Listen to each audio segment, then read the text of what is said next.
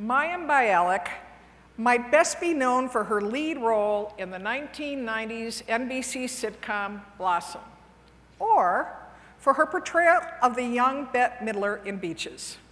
But many of us today know her from the role of Sheldon's friend, who is not his girlfriend, Amy Farrah Fowler, on The Big Bang Theory. I know I am a fan. Mayim Bialik was born to first-generation American teachers and documentary filmmakers and was raised in Los Angeles, attending both public and religious school. She received her BS in neuroscience and Hebrew and Jewish studies from UCLA in 2000. And she earned a PhD in neuroscience in 2007 from UCLA, specializing in obsessive-compulsive disorder in adolescents.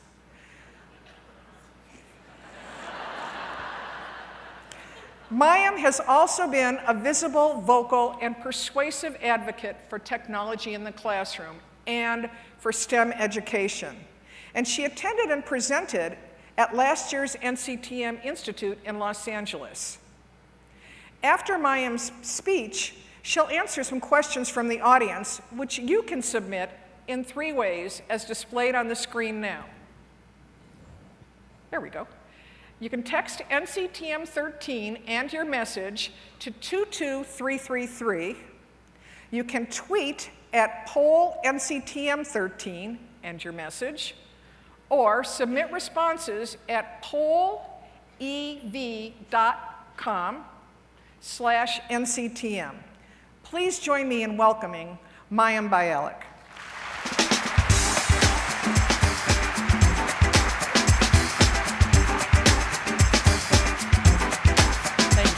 Thanks so much.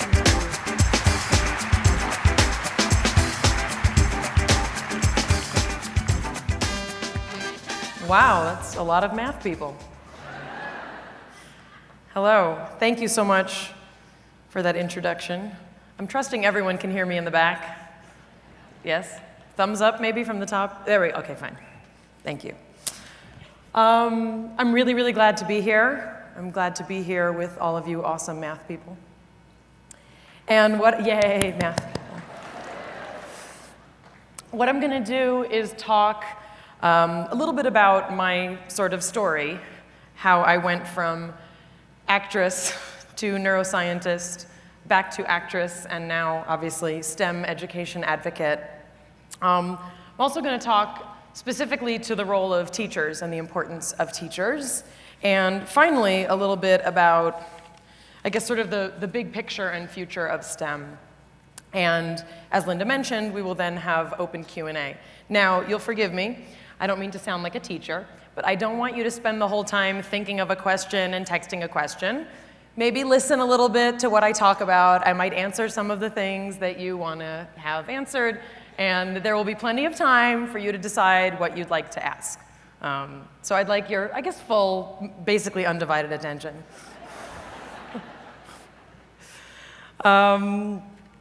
Okay, so as most of you probably know me from my role, again, as Amy Farrah Fowler or on Blossom, the other role that I get to play and I'm very passionate about is my role as a scientist and the various choices that I made when Blossom ended when I was younger to become a scientist and enter the world of STEM. And let's see, my parents were public school teachers, and 3 of my 4 grandparents are immigrants to this country. So I was raised with a very strong emphasis on education and a very strong emphasis on me getting an education. And in addition, my parents have a combined 70 years of service as teachers in the public school system.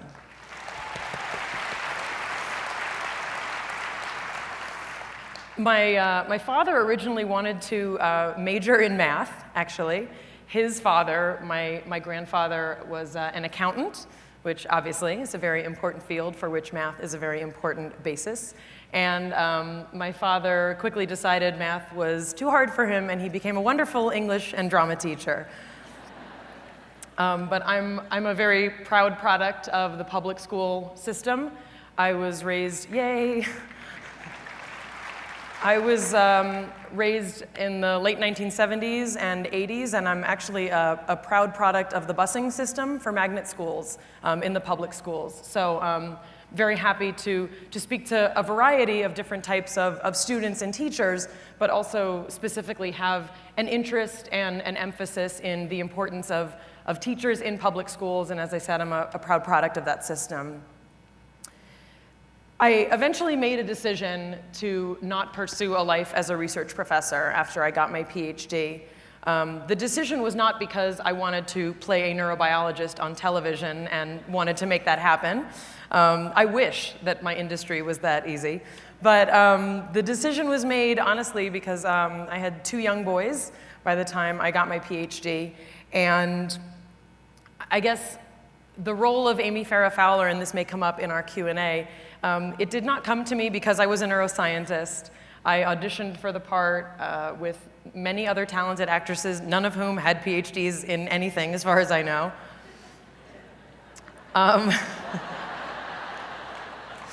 Not that they couldn't, I'm just saying.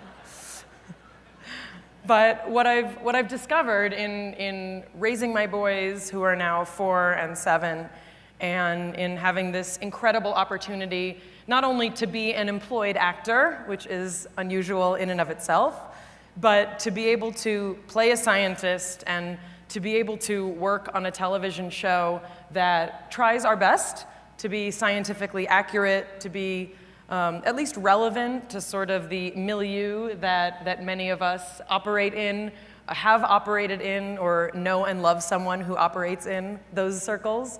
It's been a really interesting and wonderful opportunity. And also, it provides me a larger platform to be able to try and inspire and encourage particularly young people to pursue STEM-heavy academics and also careers in the STEM fields. I guess my hope is that in sharing my experience in being trained as a scientist and putting a positive and hopefully familiar face on STEM, that this will hopefully inspire students or help them have encouragement to sort of broaden their worldview or broaden their view of STEM fields. And I guess, as you'll hear a little bit more, it took one woman, one teacher that inspired me to give me that confidence. And it's my hope that at least if I can, as I said, put a positive face on these fields and show that all kinds of people love and pursue science and technology and engineering and math, that is something that should be open to all students. My passion to inspire students and specifically to put an emphasis on STEM education led me to my current role as the brand ambassador for Texas Instruments. And it's been a really, really wonderful partnership. They share my commitment not only to helping students, but also to specifically helping teachers and educators understand how best to present this kind of information, this kind of support, and honestly the technology that will give students the ability to take it to the next level academically. And that's specifically why I'm here today. So this is my 2nd year working with Texas Instruments, and in these 2 years I've had many fascinating and fun and interesting opportunities to meet and interact with thousands of educators and also students across the country, both at large events like this one and also in classrooms. So what I'd like to share is sort of 4 main things that I've kind of observed and consolidated in these past 2 years. The first thing is I've learned how critical it is for teachers to have strong support and professional development in order to help them be successful. Teachers and educators work very hard, although school hours may be 7 to 4 or 8 to 5. I think we all know that after the school day ends, that's not the end of your day when you're a teacher or an educator. I specifically remember my dad, who worked a full school day. My mom worked half days so she could be home with me when I got home from school. But there were many days when I was not allowed to speak to my father for an hour after he came home. And that was his hour of decompression and his hour of processing everything that had gone on at his school that day. It takes a very special and resilient kind of person to answer the calling of being an educator while trying to also expand your own horizons to attend professional development and to help your students achieve even more. And that's what we're all here, obviously, to be part of, to learn how to enrich our classrooms, to inspire students to not only do better on tests, but to truly love math for the rest of their lives and see how much that can really enrich your entire worldview. Sorry. I love math, so it's hard not to wax poetic about the significance and the importance of these kind of concepts and how broadly they reach, really no matter what you choose to do with your life or your career. And I really want to highlight the importance of what NCTM does, bringing educators together, sharing best practices, learning from and inspiring each other. NCTM clearly understands the importance of providing educators with the resources and the support that's critical to both daily classroom instruction and also the long-term success of their students. So that's kind of the first thing, is sort of teacher support. The second thing is something I already sort of alluded to. It can take just one teacher to inspire a student. And like many young students and like almost all of the females that I was in class with in elementary school and in middle school and even into high school, I never considered math or science as a possible career path for me. Excuse me. I never thought it was something that I was cut out for. I thought it was just for boys. It didn't seem entirely interesting to me. I didn't understand what practical world applications there were for any, really, of the math or science subjects that I had to take. When I was on the set of Blossom, so I was on Blossom from the time I was 14 to 19, I had different tutors for every subject that I had to keep up with in the public school that I was still going to and enrolled in. And when I was 15, I had a biology tutor who was then a dental student at UCLA, and she's now a dental surgeon, and she has 4 children of her own, and she lives in Beverly Hills. But at the time, she must have been about 19 when I was 15, and I had never had a female role model who honestly was under the age of 60 as one of my teachers. And that's nothing against older female role models, but I think for every student, there's something different that they need. And this is the complexity and the beauty of trying to reach all different kinds of students. And for me, to have someone working with me one-on-one, I think that was also a huge influence for me, to have someone working with me one-on-one, to have someone who was so excited about science and about all of the STEM fields. She had a kind of passion that my parents had for, T.S. Eliot and poets and artists. I didn't know that you could be that passionate and that driven about science and math. And it was this one woman who really gave me not only the interest, but the confidence and then the skill set to make the decision to pursue a degree in the sciences and specifically in neuroscience. So I don't call her out by name because she has like a surgical practice and I'd hate, for her to get unwanted attention. But I'm forever grateful to her because no matter what I do with my life, the training and the confidence she gave me will never, ever leave me. And it's something when I speak, especially to young people, that's what I say, that understanding things at the level that you can understand them changes how you view everything, and it never, ever leaves you. Another, I guess, Texas Instruments related, teacher-related revelation I had in these past couple years was we had a Take Mayim Back to School contest in the fall. And we had students submit essays about why their school deserved me to visit and do a presentation. And we read a lot of essays, and the one that struck me the most, and the one that ended up being the school that won me, was New Britain High School in Connecticut. And, get a shout out for New Britain, I like it. Nicholas was the high school senior who submitted this essay, and his essay talked about his love of math and science and his aspirations for a career in astrophysics, which already I was excited about.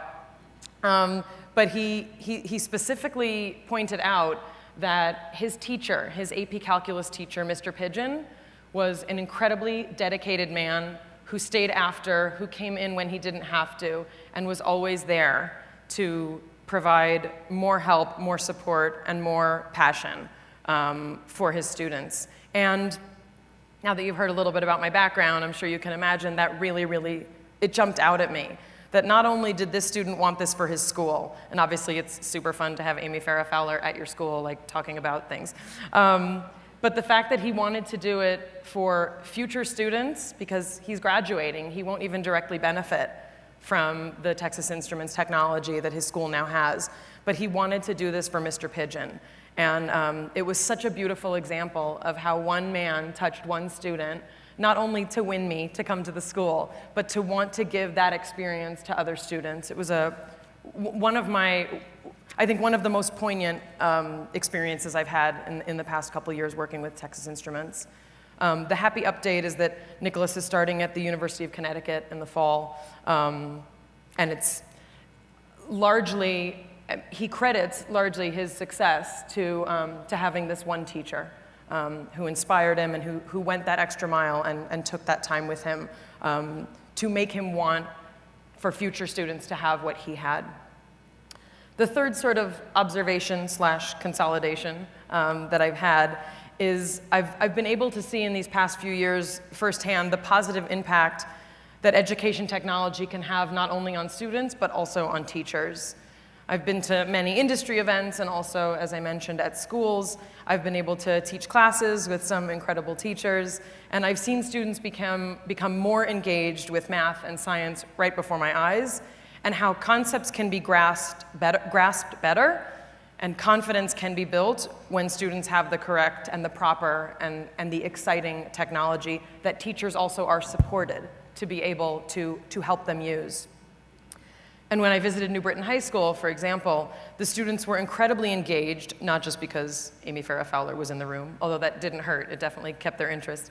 But there was a real kind of buzz of excitement in the room when they got to hold in their hands the kind of technology that would be able to take them beyond high school, into college, into graduate school, into a STEM career and beyond.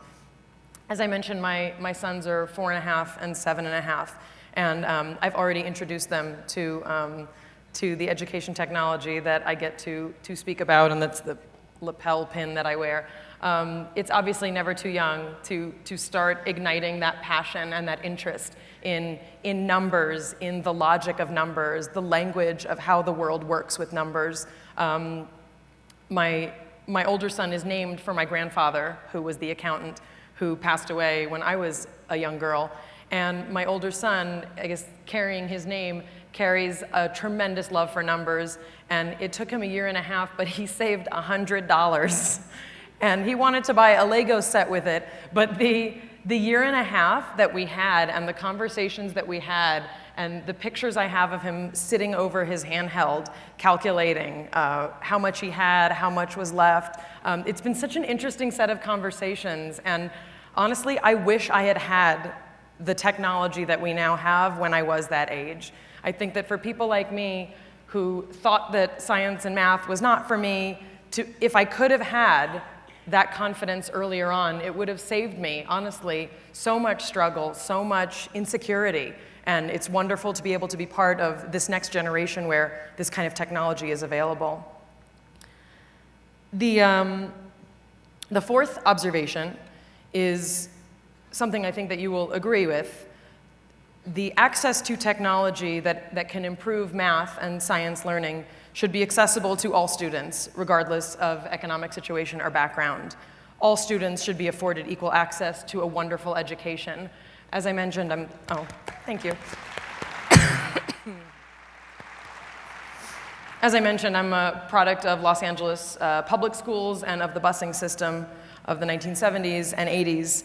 And in my visits to New Britain High School and also the STEM Academy of Hollywood, minutes from where I grew up, another high school in Los Angeles, these schools have primarily students from disadvantaged backgrounds.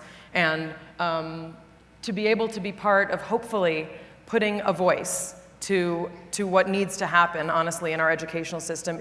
It's a lofty ideal, but it's one that we absolutely can and should work towards. Last year, I was able to interact with some of the nation's brightest young STEM minds at the INSEP in Washington, D.C., and I learned all about the Gear Up programs and how those grants and programs can increase college readiness among students who need it the most. So again, as I mentioned, I come from an immigrant family where education was of utmost importance. My parents were teachers at a time when they were also required to be civil rights advocates for students who were not being allowed into schools in the New York public schools in the 50s and 60s. And it is absolutely inequitable for all students to not have access to the tools and the support to enable a tremendously significant education. So I hope that's something we can all agree on.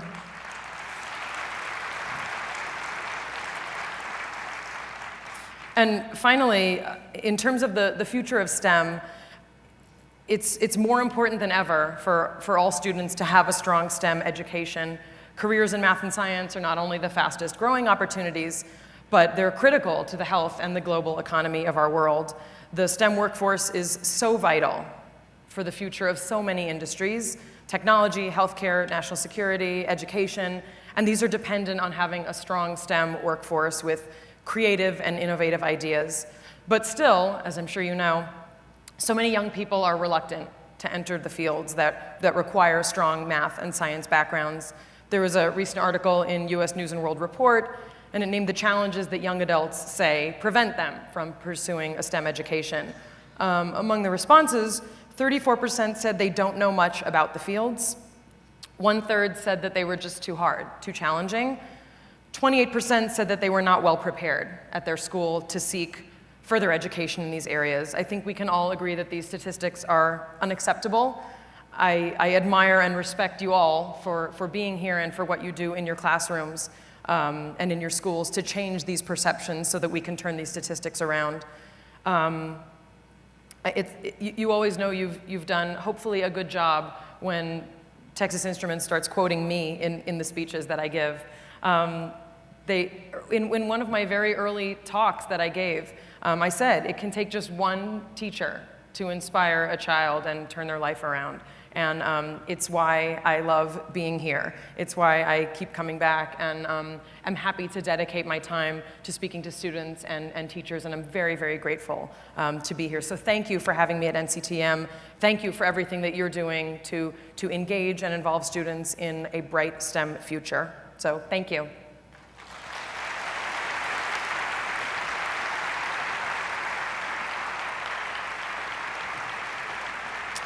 Whoa, hey, there's chair action going on. Before we move into our live time Q&A, so if you have things that you'd like to ask, now would be a good time. If you haven't already been tweeting the whole time, you can send those in. But I have, let's see, 1 announcement, 2 announcements, 3 announcements to make. First, if you did not get enough of me tonight, you have a chance to see me again. I'll be teaching a TI-Nspire session tomorrow morning at 9:30. I believe it's the Four Seasons 2/3 room in the convention center. So should be a really fun session, right, Tom? Yeah. So that's tomorrow at 9:30, Four Seasons 2/3. The second announcement is that I'm making a surprise booth appearance, although it's not really a surprise if I tell you, is it? How about if we narrow down the time frame for the surprise?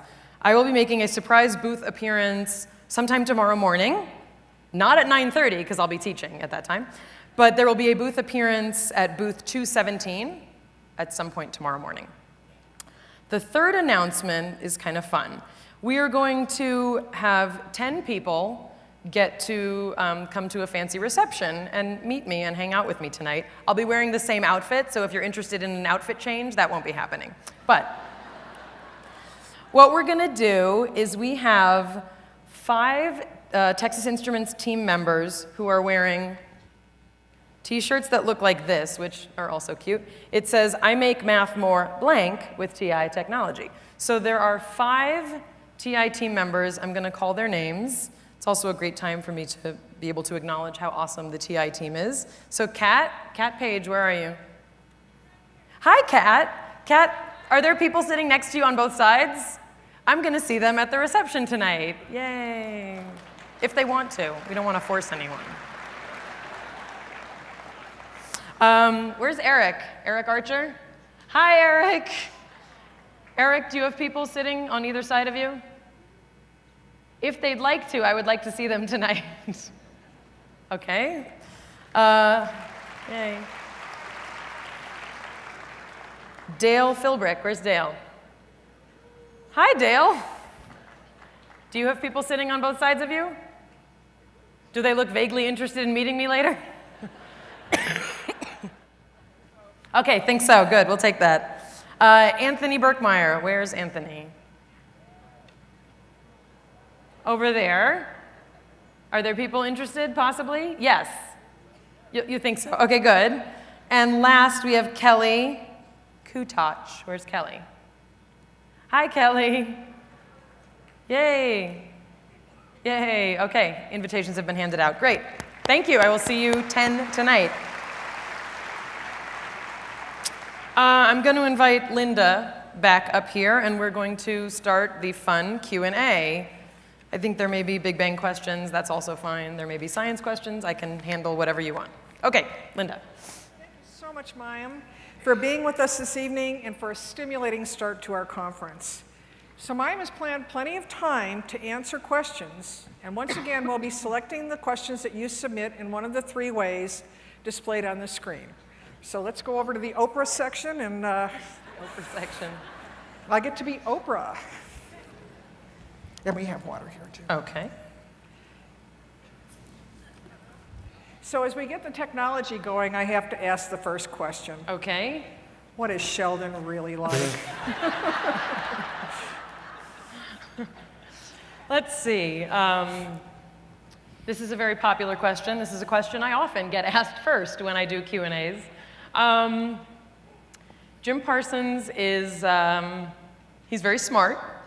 He is not Sheldon-like in the way he carries himself. He's a classically trained pianist, so he's got a very kind of science-y, logic-y mind. He takes his work very, very seriously. He's a wonderful, wonderful coworker. He's a very generous performer, which means he gives me a lot of room to learn from him. And he's very flexible as a performer. He doesn't have like a knocking 3 times thing in real life. He never wears t-shirts over long-sleeved shirts, ever. He's very well-dressed. He's quiet. He's a very polite Texas kind of gentleman. Yeah, that's Jim. Super, Yeah. super. How do you feel about stereotypes that are played out on The Big Bang Theory and other shows about being smart and loving math and science? Let's see. It's kind of 2 questions, but I can handle that too. You know, in terms of the stereotypes on The Big Bang Theory, you know, I know a lot of people like all those characters.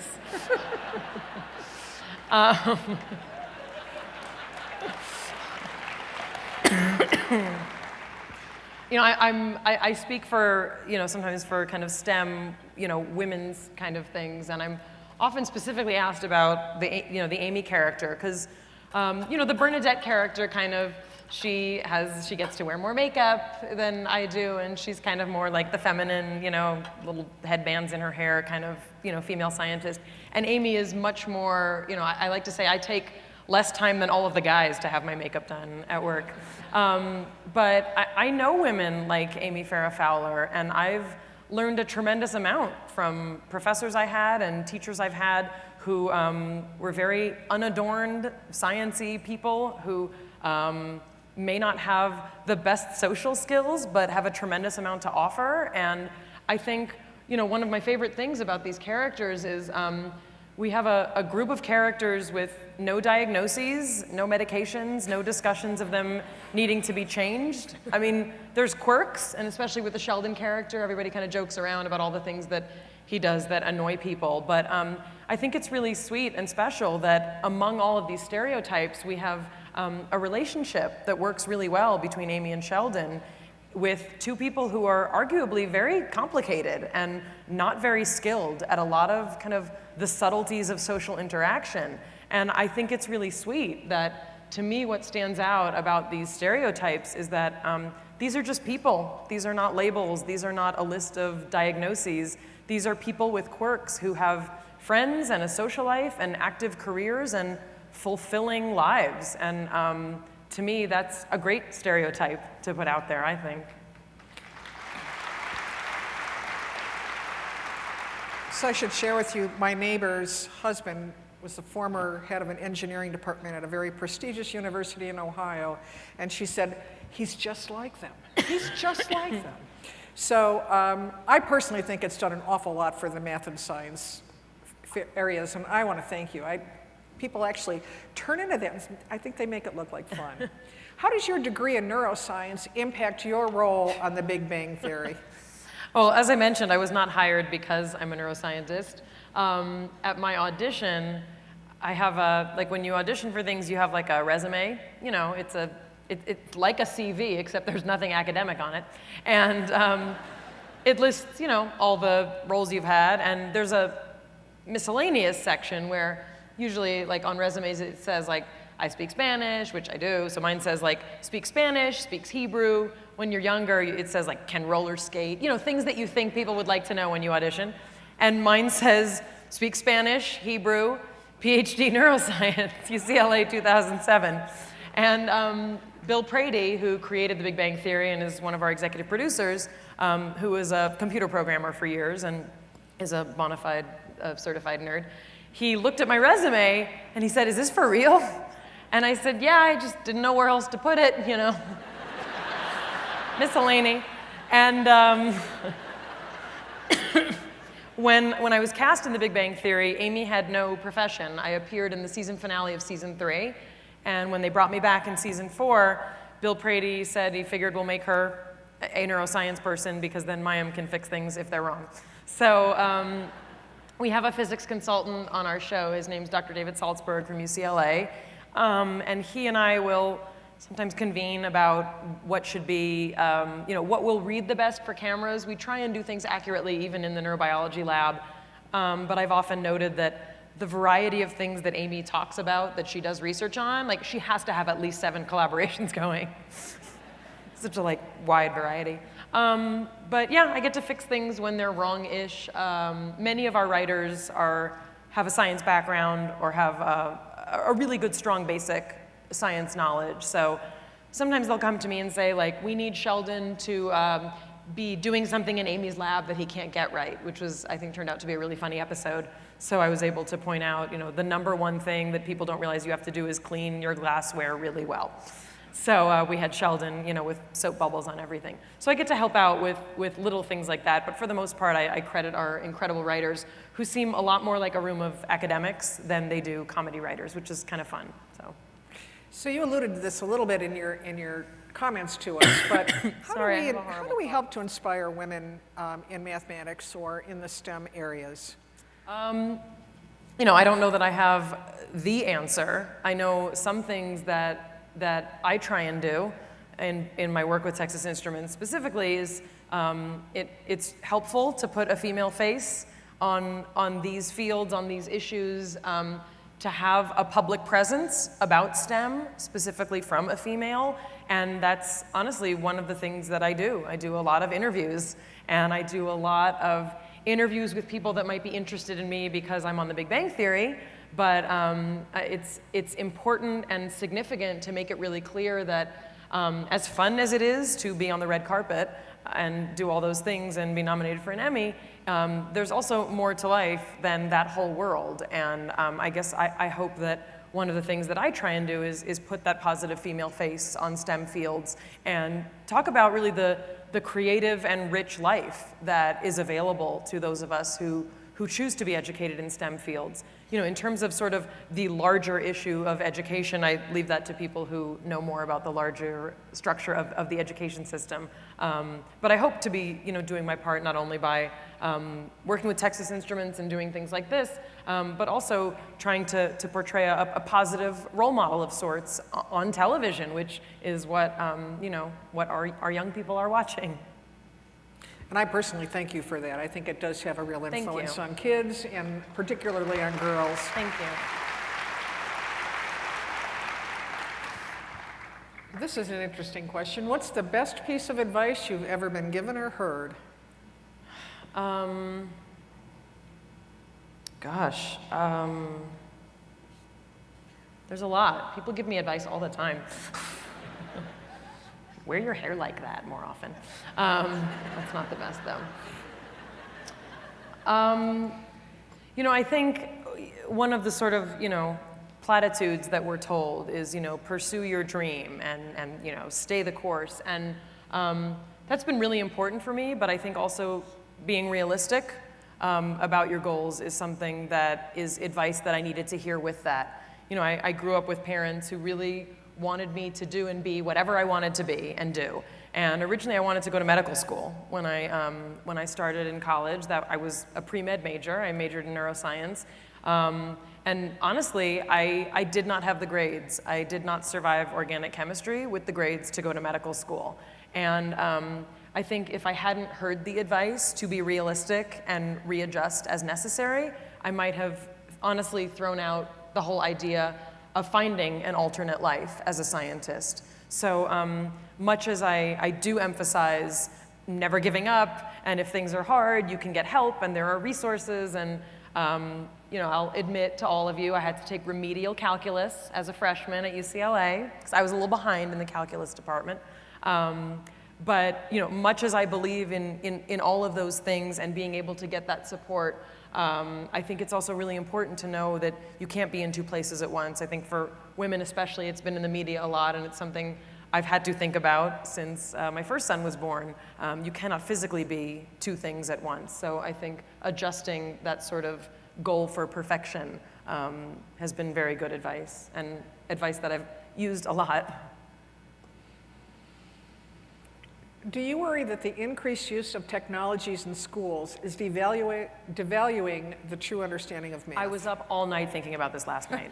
It's really funny.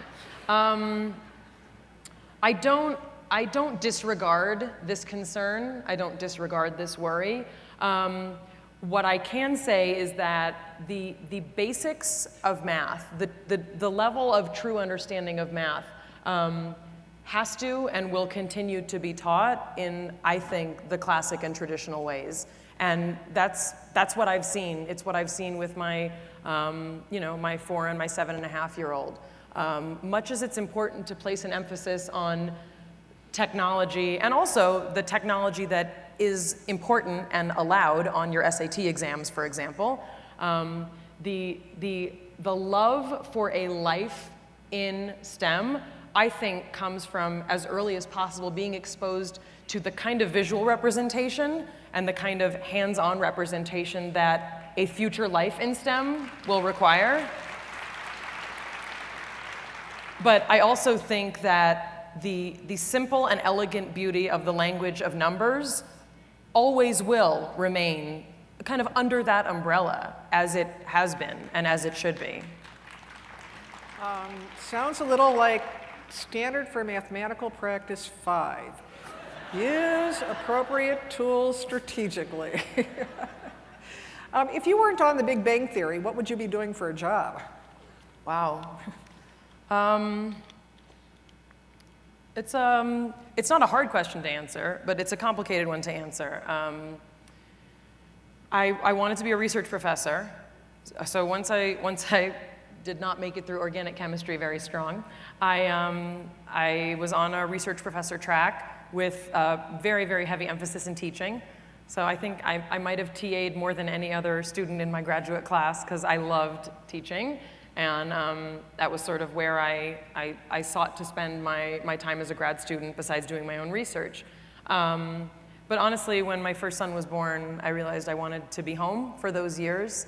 And as many women and our supportive spouses know, those kind of decisions are sometimes hard to shift back into what you had thought you were going to do.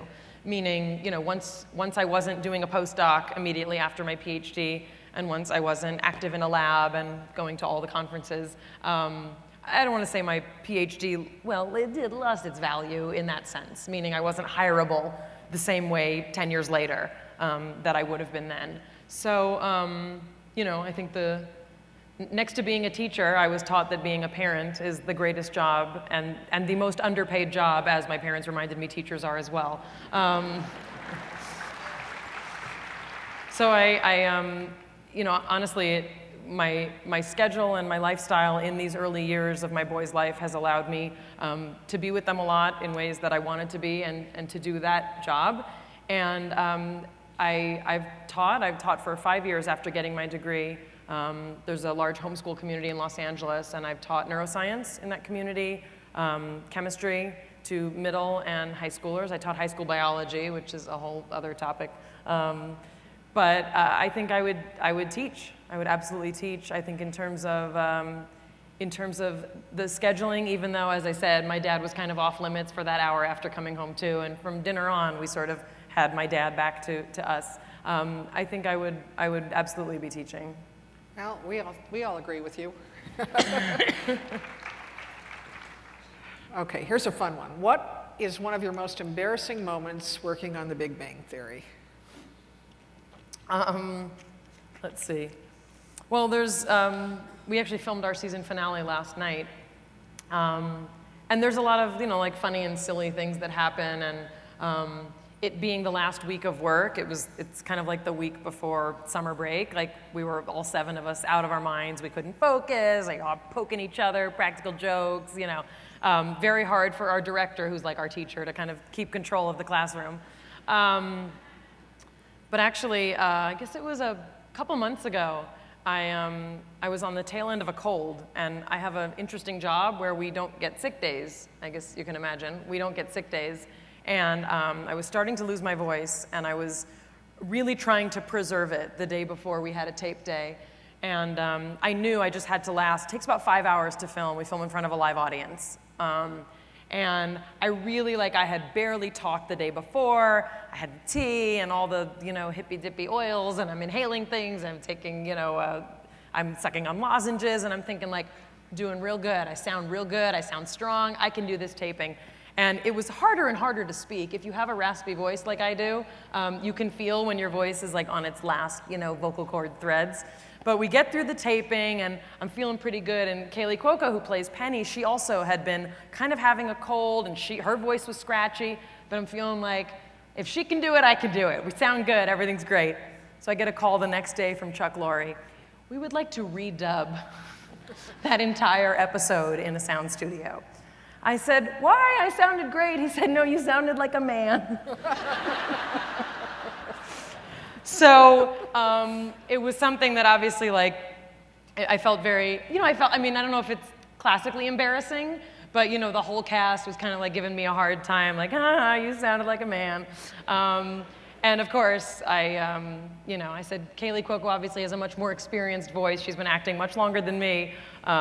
So her voice was able to sustain. So not terribly embarrassing, but, you know, something I was definitely poked fun at for having to dub an entire episode, which, if you think about it, is not an easy thing to do in a sound booth while watching edited scenes. It was really crazy, So you might have noticed that when I introduced you and mentioned obsessive-compulsive disorder, we got a little snicker from the audience. Wow, many snickers, I heard that. What made you choose OCD tendencies in adolescents for your PhD? I actually have always had an interest in working with children with special needs. My parents, you know, as public school teachers, had a lot of experience with all different kinds of students. But my father in particular, who I mentioned, was a drama teacher for about 10 years of my life. He would specifically go to the special education teachers and classes and ask if there were any students that would like to be in his drama class, students who never would have thought that they would be allowed to. And so I grew up with a very strong sense of the importance of including all kinds of children and people. I saw many years of my father putting on plays with students signing their parts while everyone else was speaking their parts. And I have tremendous respect for, you know, for my parents for that being important to them and for them instilling that in me. So I wanted to study a special needs population. I originally was interested in Williams syndrome because I wanted to study musical ability in the brain, and there's a high rate of perfect pitch in Williams syndrome. But the professor who was the main person who worked with Williams syndrome She had written a book about a variety of mental retardation syndromes, and she had me read her book just to kind of get an idea for what she does. And when I got to the chapter on Prader-Willi syndrome, it absolutely stuck out to me that this was what I wanted to do my thesis on. So Prader-Willi syndrome is a genetic syndrome of hypothalamic dysfunction, and it's from a spontaneous mutation, a deletion on chromosome 15, and they have very high rates of obsessive-compulsive disorder, and also a really interesting behavioral profile. So I specifically studied secretions of oxytocin and vasopressin, which are the human hormones of breastfeeding and birth and labor, but also human bonding and affiliative behaviors. So I studied how those secretions correlate with a behavioral profile in these adolescents. So that's the story of my thesis. It's very long and it's thick.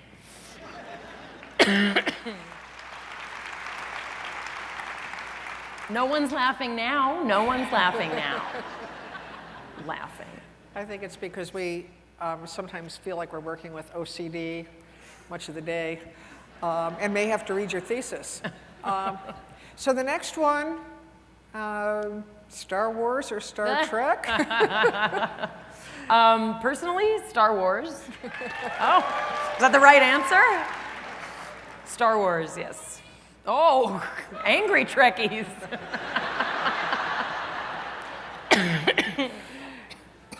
How do you pass along your love of STEM concepts to your young children? In the nerdiest way possible.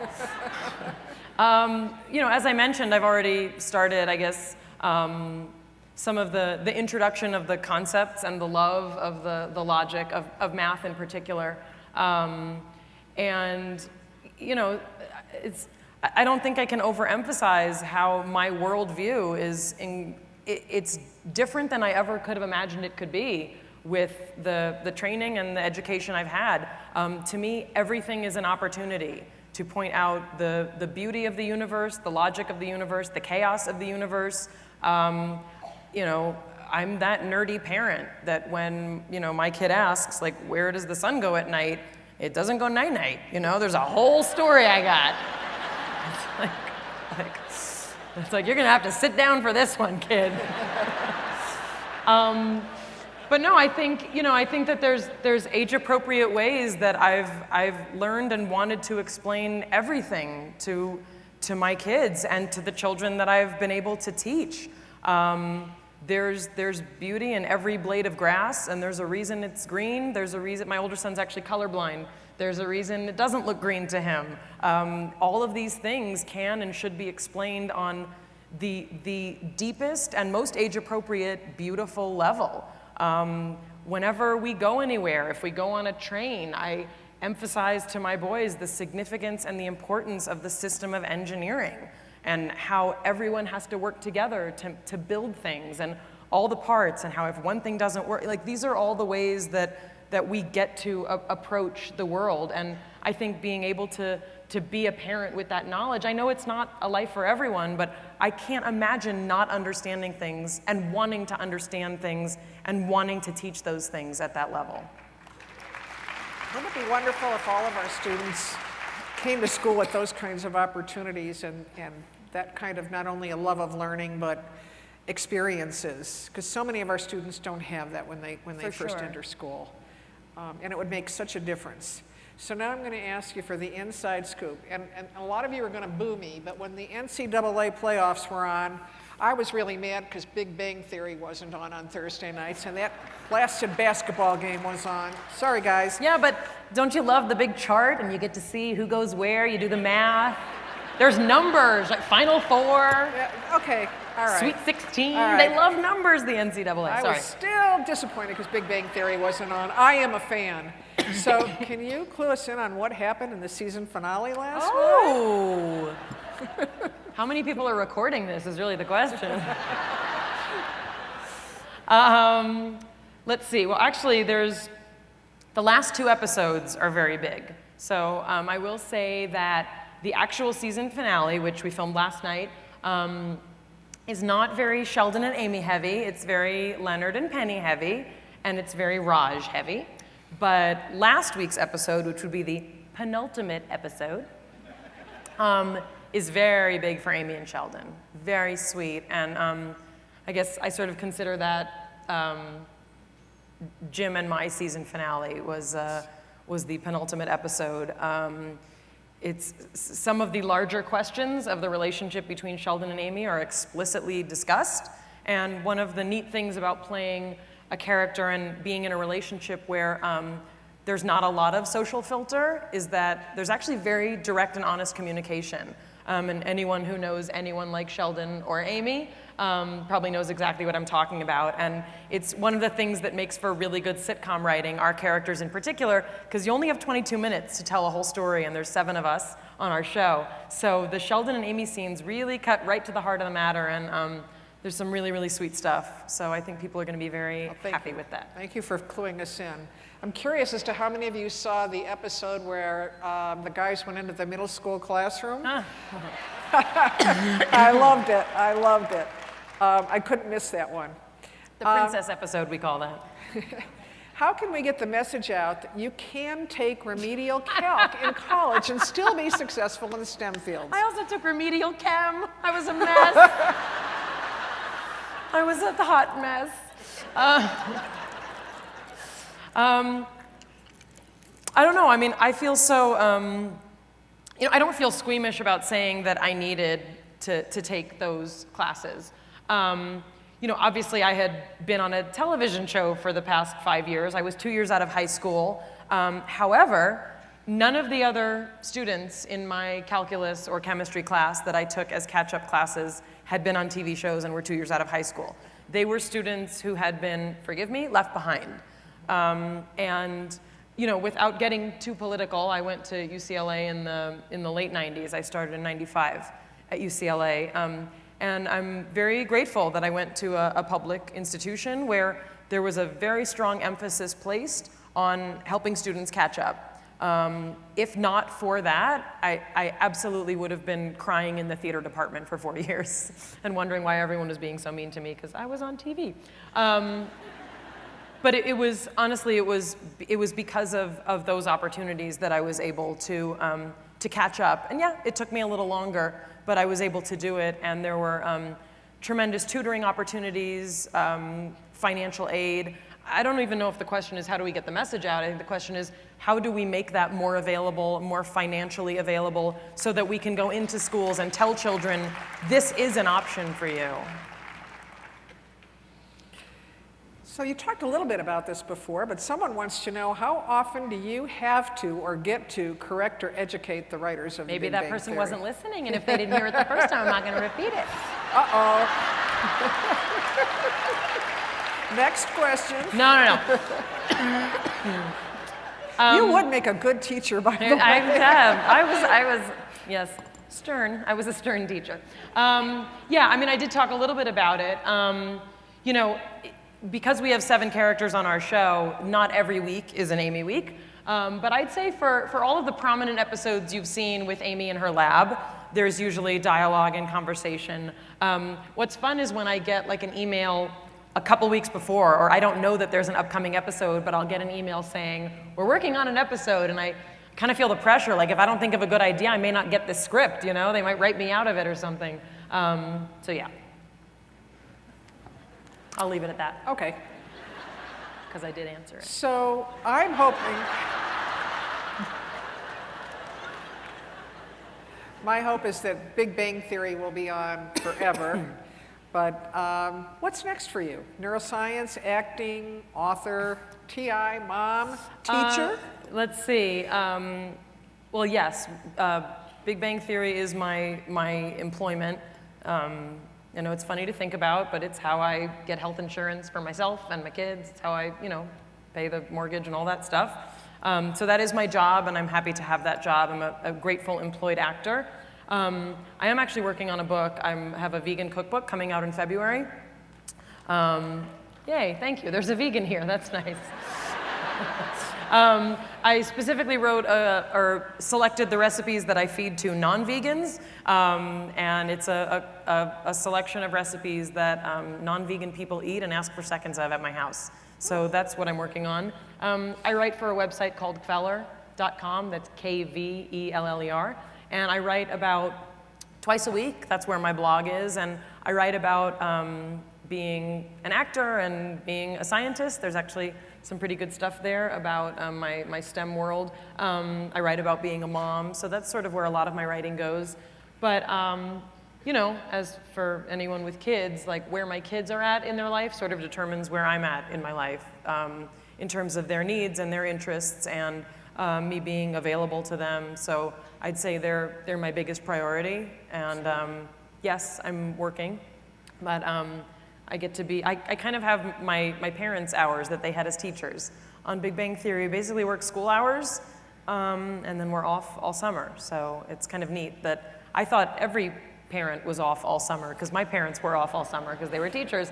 But it's kind of neat that in my job, my boys get to have me all summer as well. So I think this next question is interesting, and it seems to me that somebody might have an inside scoop on something here. What was the audition process like for Blossom, and did you know you beat out a future STEM teacher for the part? I did not know that. Would that person like to make themselves known? Someone in this audience. It's okay if they're shy. I did not know. So what I know of, I actually was offered the part on Blossom after Beaches came out. But I do know that there were also auditions held. So I actually, when I went for the final to meet the network, there was no one else there that day. It was just me going in. But I guess of the people who auditioned, a fair percentage might have been future STEM teachers. So. And I do have to say, for those of you that are young, if you've never seen Beaches, Mayim plays the young Bette Midler, and she's just awesome, just awesome. Thank you. Do you have a favorite number? I have many favorite numbers.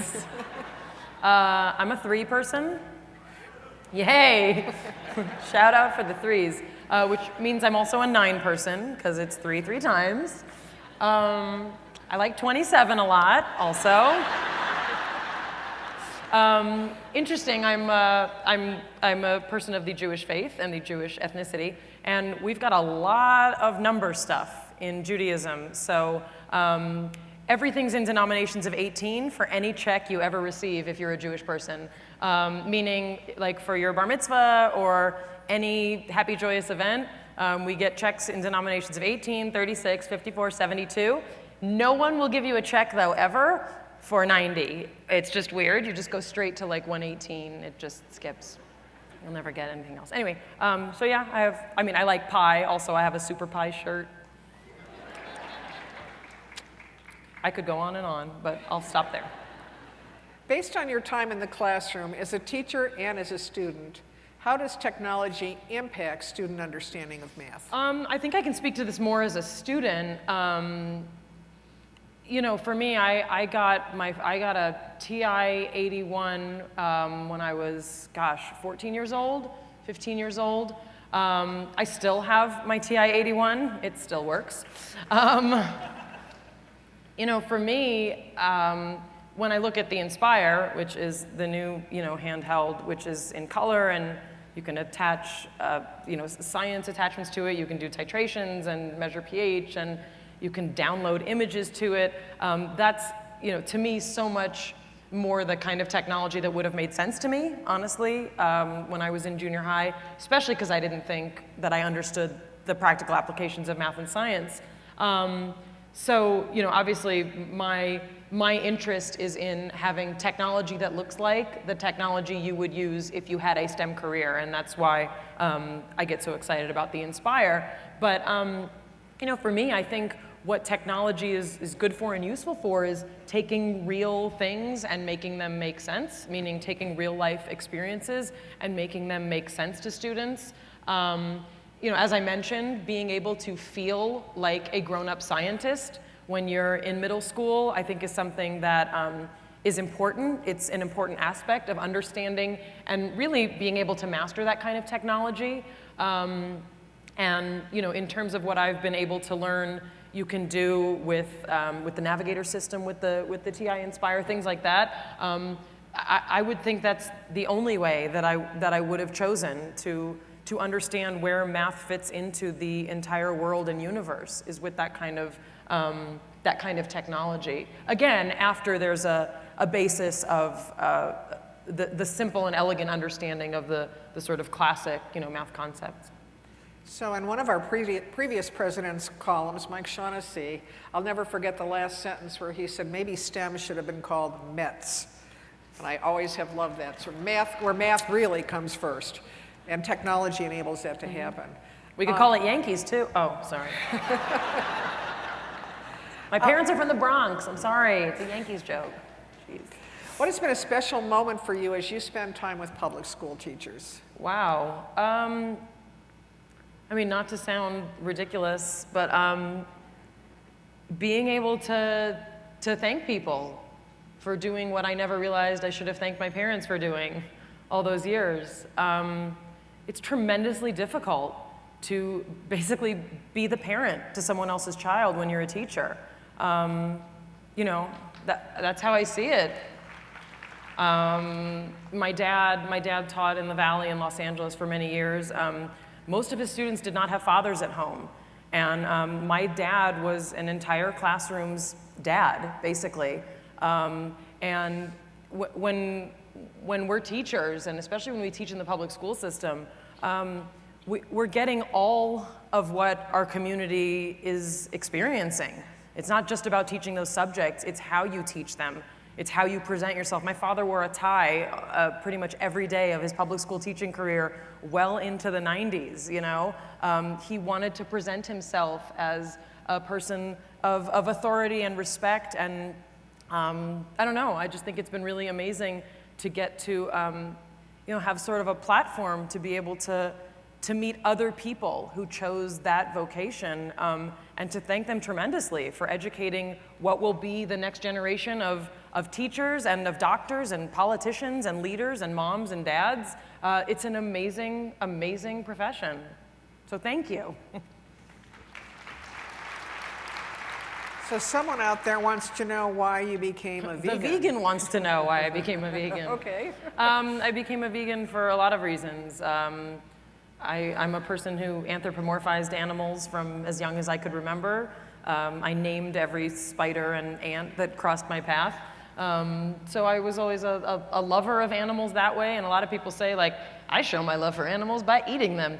And I guess that might be true, but for me, I show my love for animals by not eating them. So I'm a health-motivated and I guess ethically motivated happy vegan. I know it's not for everyone, but my kids are vegan. They've got shiny hair and rosy cheeks. They got all their fingers and toes, So yeah, that's the vegan story.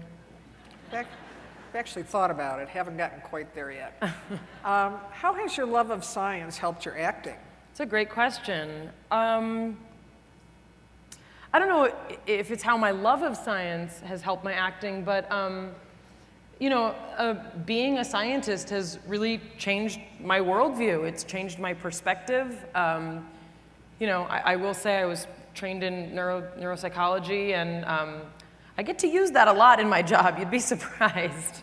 The way that I understand the human experience, and the way that I understand the politics of my job are influenced a lot by my training in neuroscience. And I don't know. I see beauty in things, which we scientists and STEM people do. I see beauty in things and an appreciation for the universe that to me is tremendously important, and makes how many lines I have in any particular script seem much less significant when you realize there's an entire world and universe out there waiting to be mastered. So I think we're waiting for the prompter to come down. One more little, I can see it up there. So we have time for one more question. It's almost 7 o'clock, and I think this is a neat question. What is your most important advice to math teachers for inspiring their students to take more math classes? We lost part of that question on the monitor here. That's why we had to turn around. Gosh, I don't know. This is a hard one to end on. I think it's going to depend on your population of students. It's going to depend on your approach. I think being a positive example of someone who loves, uses, and experiences the world of math positively and richly is the best kind of example that we can provide for future students. And obviously, I'm not in a position to design curriculum, but I do know that the more students can understand the practical aspects and the practical beauty of mathematics, the more it gives them the opportunity to fall in love with it and have bunches of favorite numbers that they can talk about. Thank you so much. Thank you. What a wonderful experience for all of us.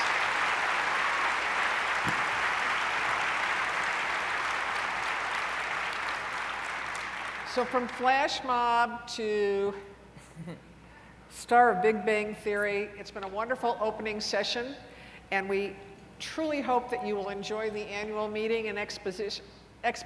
Thank you all for attending this evening. I hope you have a great conference.